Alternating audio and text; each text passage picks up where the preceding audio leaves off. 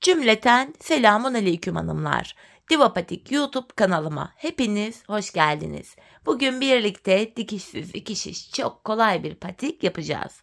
Ben patiğimde pembe ve krem tonlarında 2 tane normal patiklik ip kullandım.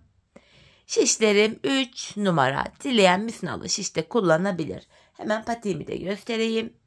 İşte hanımlar, patiğimiz bu şekilde. Çok kolay bir model hanımlar. İlk defa patik yapacak olan hanımların da tercih edebileceği bir model oldu.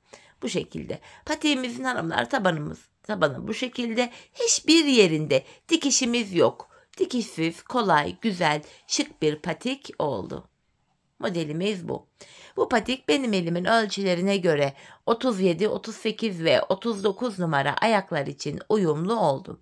Hanımlar, patiğimizde şu bölümden başlıyoruz. Sonra bu kremli bölümü tamamlayıp boğaz kısmını örüyoruz. Ardından tabanımızı ve topuğumuzu örerek patiğimizi bitiriyoruz. Bu patik benim elimin ölçülerine göre 37, 38 ve 39 numara ayaklar için uyumlu oldu. Patiğimize pembe ipimiz ile başlayacağım hanımlar. Pembe ipimin ucunda şöyle 70-80 santim kadar bir ip bırakıyorum. İlmeklerimi atacağım. Hanımlar, bu şekilde ilmeklerimi atarak başlıyorum. Toplamda 88 ilmek olarak başlıyorum patiğime. Bu şekilde ilmeklerimizi atıyoruz. 88 adet ilmeğimizi atalım gelelim.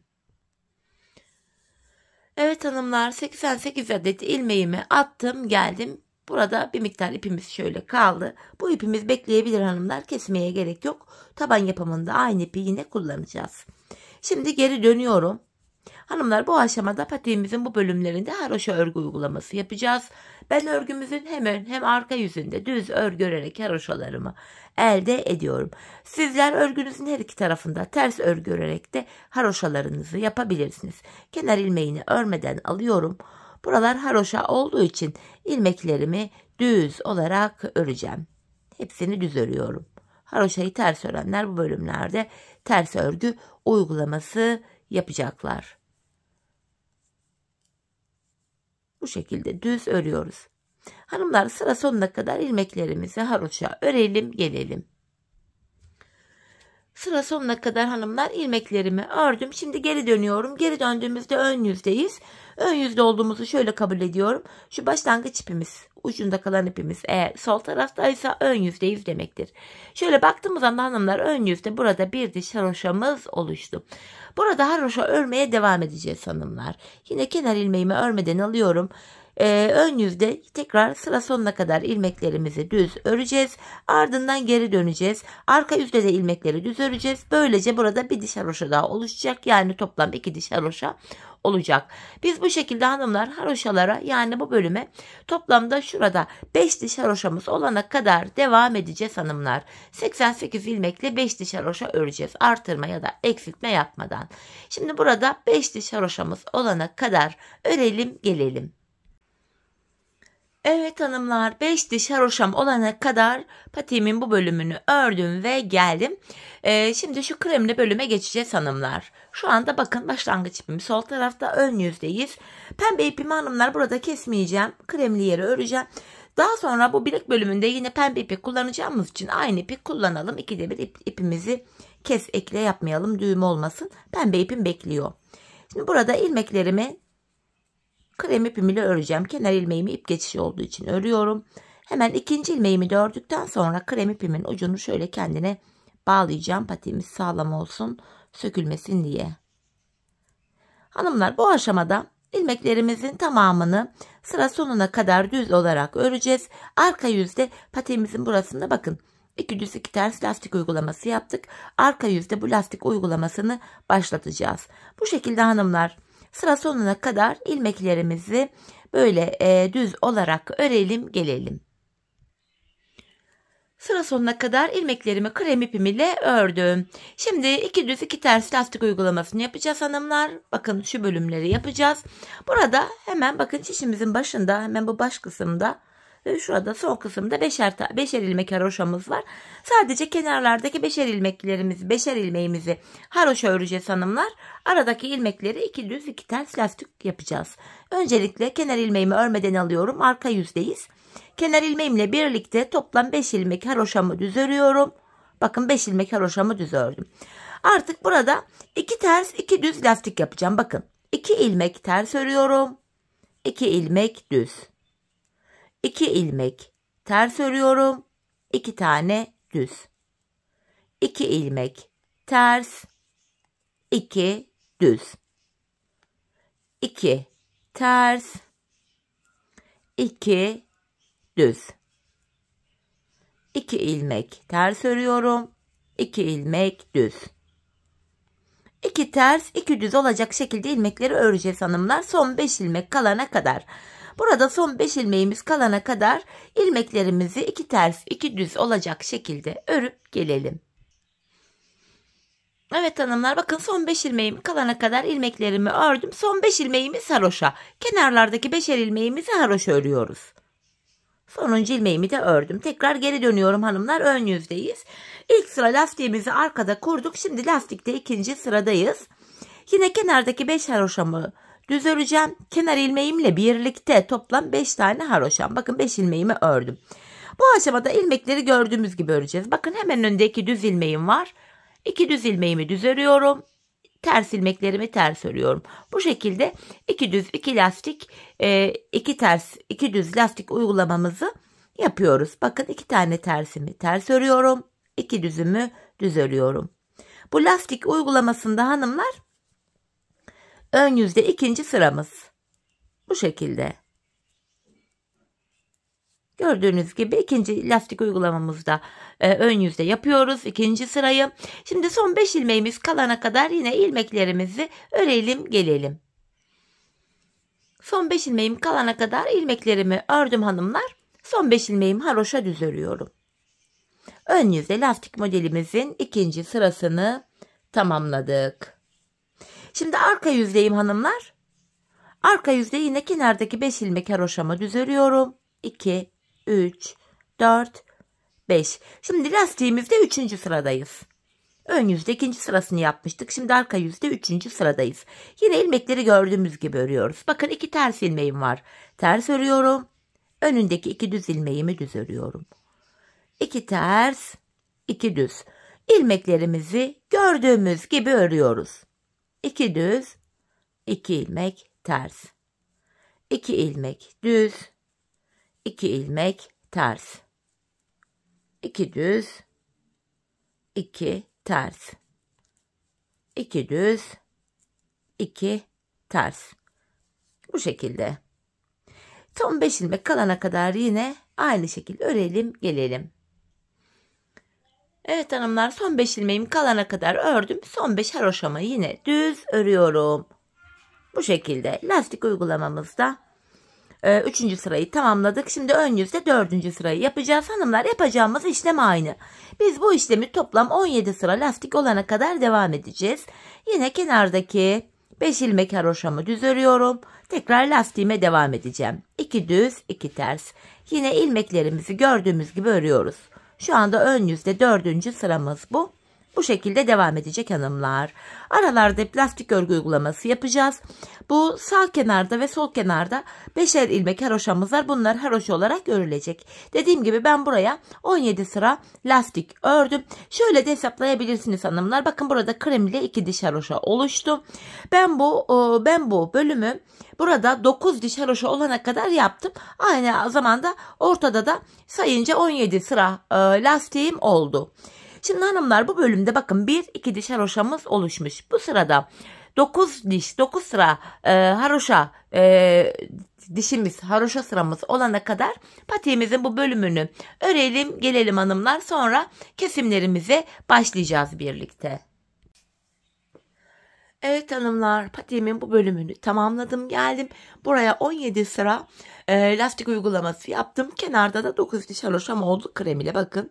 1, 2, 3, 4, 5, 6, 7, 8, 49. Bu aşamada kesimimizi yapacağız hanımlar. Öncelikle unutmadan göstereyim.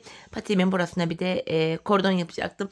Yani videodan önce yapmam gerekiyordu ama unutmuştum. Hemen video arasında buraya bu kordonumu da yaptım, bağladım. Dileyen sade de kullanabilir. Dileyen bu şekilde kordon da yapabilir. Gül de yapıp dikebilirsiniz. Çok tatlı, çok şirin duruyor patiğimiz bu şekilde de. Dileyen sade de yapıp öyle de kullanabilir. Evet, bu kordon yapımını da zaten videonun sonunda göstereceğim. Şimdi kesimlerimizi anlatacağım hanımlar sizlere. Kesimlerimizi yapacağız. Çünkü bu aşamada yine kenardaki 5 haroşamızı haroşa olarak öreceğiz. Bakın 5 ilmek haroşamı ördüm. Şimdi yapacağımız işlem şu. Bakın 2 düz 2 ters ilmeğim var. 2 düz ilmeğimin ikisini birden düzden kesiyorum. 2 ters ilmeğimin ikisini tersten kesiyorum. 2 düz 2 ters ilmeklerimiz vardı. Düz ilmeklerimizi düzden kesiyoruz. Ters ilmekleri de tersten kesiyoruz. Bu şekilde. 2 tersimi tersten kestim. 2 düzümü düzden kestim. Lastikli olan bölümlerde tamamen bu kesme işlemini uygulayacağız.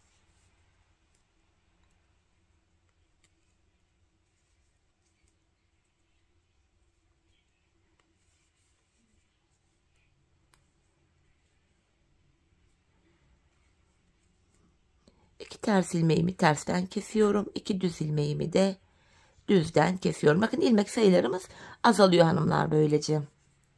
Tekrar 2 düz ilmeğim var. Düzden kestim. Ters ilmeklerimi tersten kesiyorum.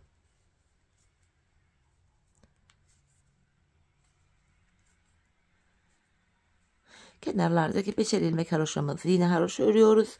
Aralarda 2 düz 2 ters olarak örmüş olduğumuz lastik örgüyü kesiyoruz hanımlar. Bakın 2 ters ilmeğimi tersten kestim. 2 düz ilmeğimi de düzden kesiyorum. Sonuna kadar böyle gidecek. İlmek sayılarımız da böylece azalmış oldu. Tekrar 2 tersimi kestim. 2 düzümü düzden kestim. Son 5 ilmek haroşamı düz olarak örüyorum.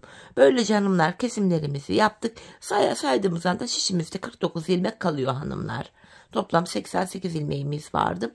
Kesimleri yaptık. Şişimizde 49 ilmek kalıyor.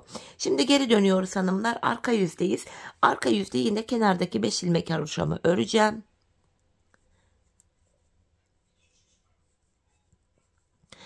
Şimdi bakın kesim yaptığım ilmeklerimi gördüğüm gibi örüyorum. Bakın önde bir ters ilmeğim var. Bakın önde bir düz ilmeğim var. İlmeklerimizi bu aşamada gördüğümüz gibi örüyoruz hanımlar. Bir ters bir düz olacak şekilde. Çünkü kesim yaptık. Bakın bir ters bir düz. Bir ters bir düz. İlmeklerimizi arka yüzde gördüğümüz gibi örüyoruz. Sıra sonuna kadar hanımlar ilmeklerimizi gördüğümüz gibi örelim. Son 5 ilmek haroşamızı yine haroşa olarak örelim gelelim. Evet hanımlar, arka yüzde ilmeklerimizi gördüğümüz gibi ördüm geldim. Şimdi yapacağımız işlem şu. Patiğimizin bu boğaz kısmını yapacağız. Yine pembe ipimi kullanacağım. Şu alttan pembe ipimi alıyorum. Hanımlar ilmeklerimizi bu aşamada pembe ipimiz ile öreceğiz.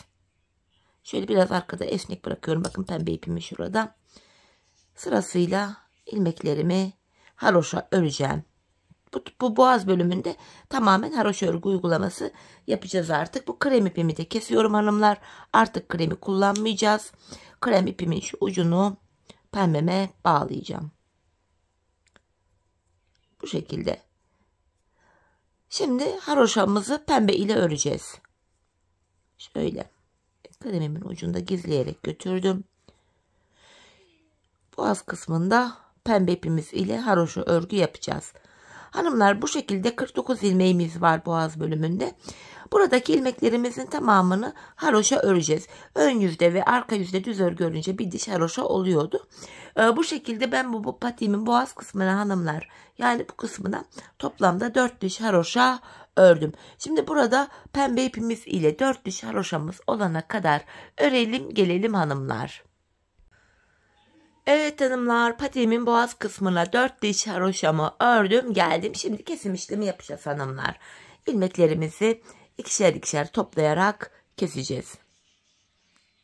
Şöyle ikisini bir örüyorum.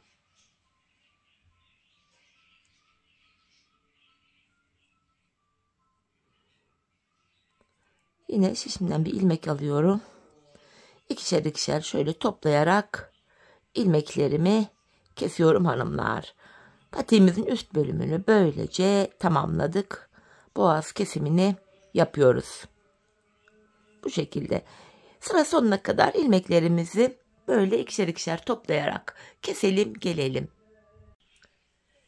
Evet hanımlar, boğaz kısmının kesimlerini bitirdim. Ardından 2 zincir çekip ipimi de kestim. Patiğimizin üst bölümü bu şekilde tamamlandı. Şimdi bu tabanımızı öreceğiz hanımlar, bu bölümü. Bunun için de öncelikle şöyle dönüyoruz hanımlar. Bakın ilk başlangıç yerinde burada bir ip ucumuz kalmıştı. Bu ucumuza normal pembe ipimi yine bağlayacağım. İlk başladığımız yerden ilmekler çıkaracağız. Şöyle ipimi düğümledim. Hanımlar ilk başlangıç yerine girerek bakın. İpin geldiği yer ilk başlangıç yeri. Şuraya şöyle girerek buradan ilk ilmeğimi çıkarıyorum. Hanımlar sırasıyla ilk başlangıç yerlerine girerek ilmekler çıkarıyoruz. Bakın şu ikinci ilmeğim. İlmeğin iki kanadına birden girerek ilmek çıkarıyorum. Taban bölümü daha sağlam olsun diye. Şu 4 oldu. 5, 6, 7, 8, 9, 10. 10 ilmeğimizi çıkarttık bile.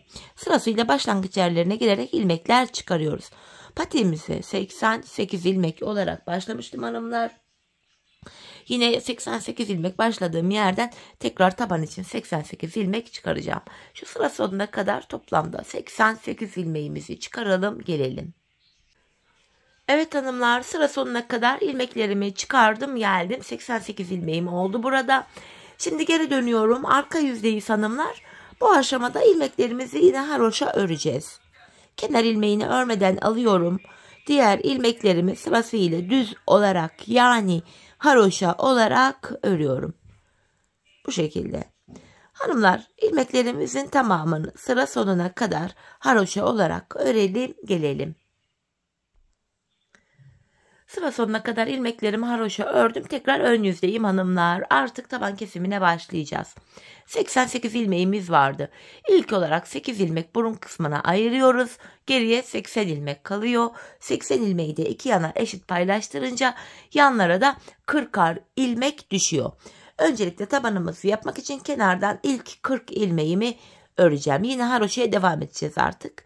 Kenar ilmeğim 1, şu ikinci ilmeğim 3, 4, 5, 6, 7, 8, 9, 10, 11, 12, 13, 14, 15, 16, 17, 18, 19, 20, 21, 22, 23, 24, 25, 26, 27, 28, 29, 30, 31, 32, 33, 34, 35, 36, 37, 38, 39, 40. Bu sağ kenardan 40 ilmeğimi ördüm. Şimdi patiğimizin burun kısmı için 8 ilmek öreceğim. 1, 2, 3, 4, 5, 6, 7, 8. Saydığımızdan hanımlar burada da 40 ilmek kalıyor. Bu sol kenarda. 8 ilmeğimi ördükten sonra hemen yandan bir ilmek daha örerek burun kısmına ekleyeceğim. Burun kısmındaki ilmek sayısı 9 olacak. Bir ilmek ekledikten sonra geri döndüm. Bu aşamada ipimiz hep karşıda olacak ve ilk ilmeği örmeden alacağız. Bu kenar ilk ilmekle birlikte toplam 9 ilmeği öreceğiz hanımlar. Bakın 4 ilmek olmuş. 5, 6, 7, 8, 9. Şimdi de bu yandan bir ilmek örerek ortaya ekliyorum. 10 ilmek oldu. Ortada 14 ilmek olana kadar yanlardan birer ilmek ekleyeceğiz. Ortaya örerek ekleyeceğiz. Ortada 14 ilmek olana kadar devam edeceğiz. Ortada 10 ilmeğimiz vardı. Şimdi ipim karşıda, ilk ilmeği örmeden aldım. 10 ilmeğimi örüyorum. 3, 4, 5, 6, 7, 8, 9, 10. Hemen yanından bir ilmek örerek yine ortaya ekledim. 11 oldu. Geri dönüyorum hanımlar. Yine ipim karşıda. İlk ilmeği örmeden aldım. Orta kısımdaki 11 ilmeğimi öreceğim. 4, 5, 6, 7, 8, 9, 10, 11. Hemen yandan bir ilmek örerek yine ortaya ekledim. 12. Orta kısımda 12 ilmeğimiz oldu. Yine ipim karşıda, ilkini örmeden alıyorum. 12 ilmeğimi öreceğim. İkinci ilmeğim 3, 4, 5, 6, 7, 8, 9, 10, 11, 12. Hemen yandan bir ilmek örerek yine ortaya ekledim. 13. Geri dönüyorum hanımlar. Yine ipim karşıda. İlk ilmeği örmeden aldım. 13 ilmeğimi öreceğim. 2, 3, 4, 5, 6, 7, 8, 9, 10, 11, 12, 13. Yine yandan bir ilmek örerek ortaya ekledim. 14. Bu orta kısımdaki ilmeğimiz 14 oldu hanımlar. Hatta şöyle orta kısım ile yanlar arasında şöyle bakın şişimizde ayrı bir görüntü de var. Şimdi 14 ilmek üzerinden taban kesimimize başlayacağız. Kesimler başlayacak bu sırada. Yapacağımız işlem şu. Yine ipimiz karşıda ve ilk ilmeği örmeden aldık. 13 ilmeğimi öreceğim hanımlar. 14. ilmekte kesimimi yapacağım. Bakın 2 ilmek oldu. 3, 4, 5, 6, 7, 8, 9, 10, 11, 12, 13. 14. ilmekte şişimden de bir ilmek alıyorum. İkisini keserek ördüm. Geri dönüyorum. Yine ipim karşıda, ilk ilmeği örmeden aldım. Tekrar 13 ilmek öreceğim. 3, 4, 5, 6, 7, 8, 9, 10, 11, 12, 13. 14. ilmeği örerken yandan da bir ilmek alıyorum. İkisini keserek örüyorum. Tekrar geri dönüyoruz hanımlar. Bu aşamada her defasında böyle ilmekleri tek tek saymaya gerek yok. Bakın taban ile yanlar arasında ayrık bir görüntü var. Bu taban bölümde şurada son bir ilmek kalana kadar öreceğiz. Sonuncu ilmeği örerken hemen yandan da bir ilmek alacağız. İkisini keseceğiz. Şimdi saymadan gidelim. Bakın yine ipim karşıda. İlkini örmeden aldım. İlmeklerimi örüyorum. Son bir ilmeğim kalana kadar.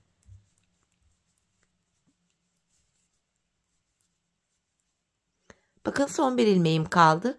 Bunu örerken yandan da bir ilmek alıyorum. İkisini keserek örüyorum. Kesimden sonra geri döndük.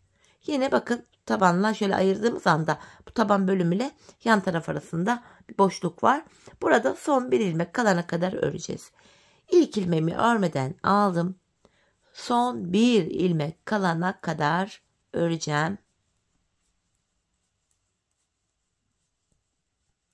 Bakın sonuncu ilmeğimi örerken yanından da bir ilmek alıyorum. İkisini keserek örüyorum. Kesimden sonra geri döneceğiz hanımlar. Aynı işleme devam edeceğiz.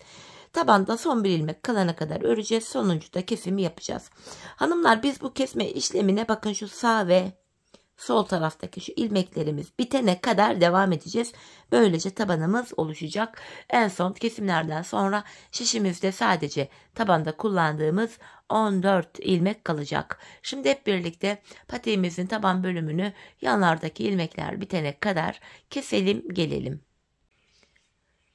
Evet hanımlar, patiğimin tabanını ördüm geldim. Şişimde en son tabanda kullandığım 14 ilmeğim kaldı. Şimdi bu 14 ilmek ile şöyle göstereyim. Patiğimizin arka bölümünü öreceğiz. Patiğimizin arka bölümünü pembe olan yerlerde pembe ipimizi kullanacağız. Krem olan yerlerde de krem ipimizi kullanacağız. 14 ilmekle patiğimizin arkasını yapacağız. Öncelikle hanımlar, bakın şu anda pembe olan bölümdeyiz. Şuralarda pembe ipimizi kullanacağız. Yine ipim karşıda, ilk ilmeğimi örmeden alıyorum. Şimdi hanımlar yapacağımız işlem şu. Son 2 ilmeğim kalana kadar örüyorum. Bakın son 2 ilmeğim kaldı. İkisini birlikte keserek ördüm. Bu defa kesim yaptığım için 13 ilmeğim kaldı. Bu aşamada hanımlar sıradaki kenar ilmek yerine bakın ilmeğin iki kanadına birden şöyle giriyorum ve bir ilmek çıkartıyorum. Tekrar burada 14 ilmeğimiz oluyor. Ardından geri döndüm. Yine ipim karşıda, ilk ilmeği örmeden alıyorum. Tekrardan son 2 ilmek kalana kadar öreceğim.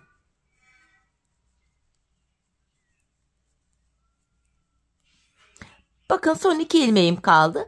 Bu iki ilmeğin ikisini birlikte keserek örüyorum. Bu sağ kenardan yani şuradan ilmek çıkartırken geri dönüyorum. Ön yüzde ilmek çıkaracağım buradan. Burada da bakın kenar ilmek yerine girerek ilmeğimi çıkartıyorum. Tekrar burada 14 ilmeğimiz oldu. Yeniden hanımlar ilmeklerimi son 2 ilmek kalana kadar öreceğim. Arkasını böyle yapacağız. Son 2 ilmek kalana kadar öreceğiz. Son 2 ilmeği keseceğiz ve sıradaki kenar ilmek yerinden ilmek çıkaracağız. Bakın son 2 ilmeğim kaldı. İkisini keserek örüyorum ve bir diğer kenar ilmek yerine girerek ilmeğimi çıkartıyorum. Ardından geri döndüm. Yine ipim karşıda, ilk ilmeği örmeden aldım. Tekrar ilmeklerimi örüyorum. Son 2 ilmek kalana kadar. Bakın son 2 ilmeğim var. İkisini keserek örüyorum. Ardından geri döndüm. Sağ kenarda ön yüzde ilmek çıkarıyorduk. Hemen sıradaki kenar ilmek yerine girerek ilmeğimi çıkartıyorum. Bu şekilde. Hanımlar, bu pembe kenar ilmek yerine kadar bakın 2 tane kenar ilmek yerimiz kalmış. Buraları pembe ile hemen şu krem kenar ilmek yerine gelene kadar pembe ile size gösterdiğim gibi örelim gelelim. Evet hanımlar, pembe kenar ilmek yerlerinde yine pembe ipimi kullandım. Bakın krem olan yere geldik. Model bütünlüğü sağlansın diye hanımlar krem olan yerleri de krem ile öreceğiz. En son geri dönüşte son 2 ilmeğimi kesmiştim. Bu sağ kenardayız. Ön yüzde sıradaki kenar ilmek yerinden bu defa bakın krem. Krem ipim ile ilmek çıkaracağım. Hemen şuradan şöyle krem ipim ile ilmeğimi çıkarttım. Şimdi ilmeklerimi krem ile öreceğim hanımlar. Şöyle ikinci ilmeğimi de ördükten sonra krem ipimin ucunu şuradan kendine bağlıyorum. Pembe ipimizi kesmeyelim hanımlar, kalsın. Çünkü boğaz kısmına gelince şu bölümde yine pembeyi kullanacağız. Pembe ipimiz beklesin. Şimdi krem ipimiz ile aynı işleme devam edeceğiz.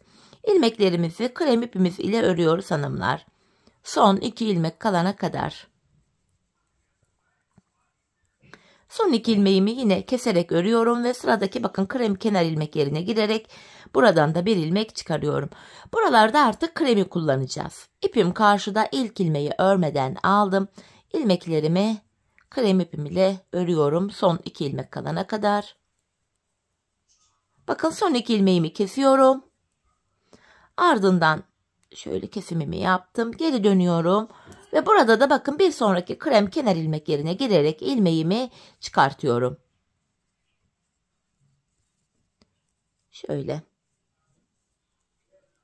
Bu şekilde hanımlar krem ipimiz ile patiğimizin arkasını örmeye devam edeceğiz.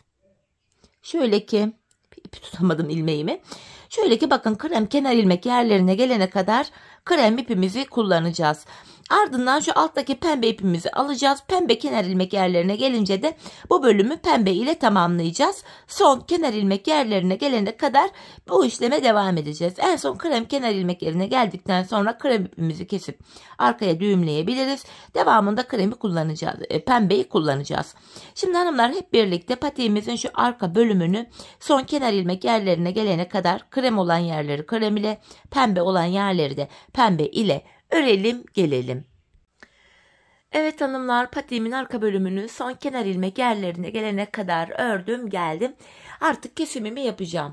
Yine ilmeklerimi ikişer ikişer toplayarak keseceğim. Boğaz kesim yaptığımız ipimiz de burada. Şimdi onu da gizleyerek götüreyim aradan.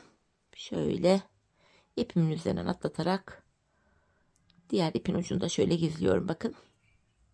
Hani sonradan ip gizlemek zorunda kalmıyoruz. Elimiz oyalanmıyor. Böyle pratik oluyor. İkişer ikişer topluyorum ilmeklerimi.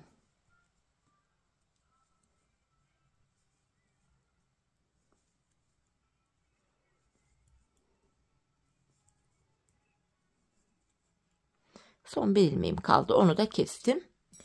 Bu aşamada hanımlar hemen tığ ile dibine şöyle batacağım. Burada kenarda tümsek bir görüntü oluşmasın diye. Şu dibine doğru batarak şurayı düzlüyorum. Buraya bir tane sıkı bir zincir çekip ipimi de kesiyorum.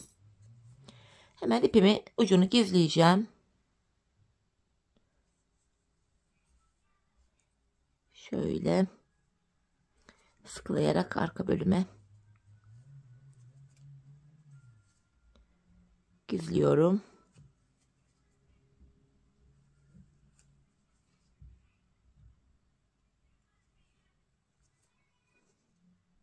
Evet hanımlar, patiğimizi böylece tamamladık. Bakın topuğumuzu ördük. Bakın görüntü itibariyle hanımlar şöyle patiğimizi düzelteyim.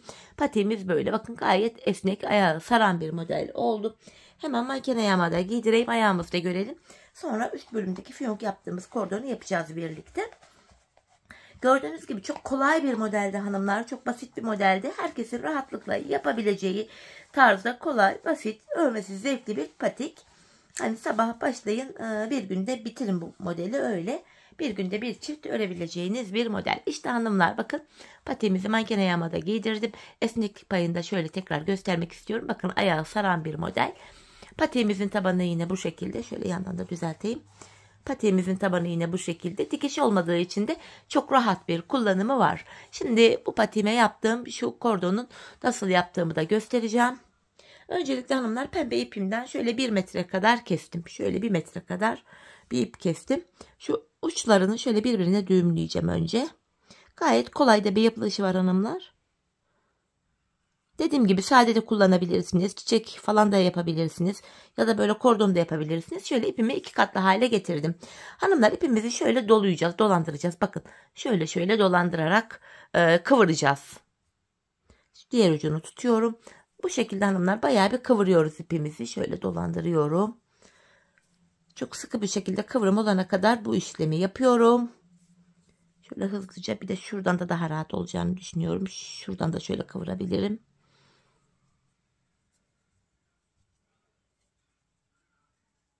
Ya da krem ile pembeyi 2 katlı ip yaparak zincir çekerek de yapabilirsiniz hanımlar. Yine şöyle kıvırmaya devam ediyorum. Bakın ipimiz bayağı bir kıvrılıyor.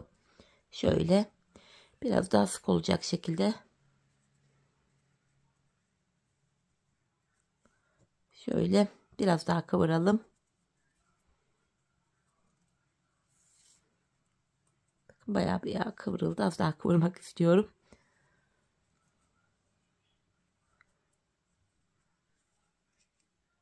Şöyle az daha kıvıralım, olmazsa bakalım. Göz kararı bayağı sıkı bir şekilde kıvırıyoruz. Sonrasında hanımlar şöyle bunu 2'ye katlayacağız şu şekilde. 2'ye katlayınca zaten 4 katlı oluyor hanımlar. Kordonumuzu bu şekilde yapıyoruz. Bakın bıraktığım anda şöyle kordonumuz oluştu. Şöyle bir de düzleyeyim elimle. Yapamadım. Niye yapamadım? Bu şekilde olunca hanımlar bayağı bir oluyordu. Şöyle tekrardan da kıvıracağız.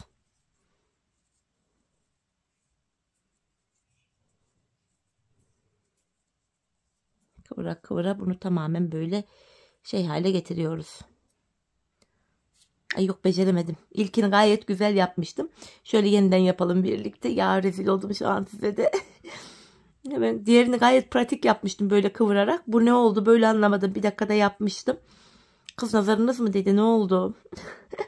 Gayet iyi giderken.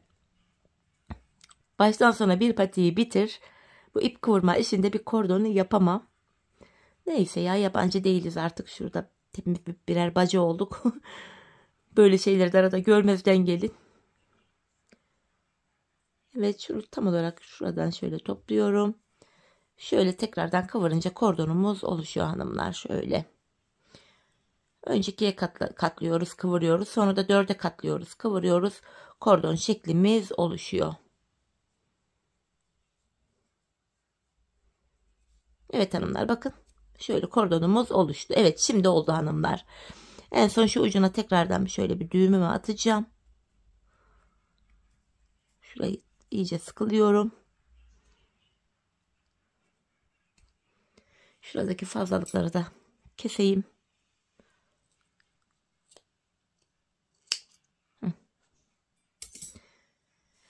Evet hanımlar, tam da patiğimin şu orta bölümüne gelen yere şöyle şuradan itibaren bakın iç taraftan tığımı takıyorum. İpimin ucunu buradan çıkarttım. Tekrar ön taraftan şöyle tığımı takıp ipimin ucunu tekrardan üste doğru getireceğim.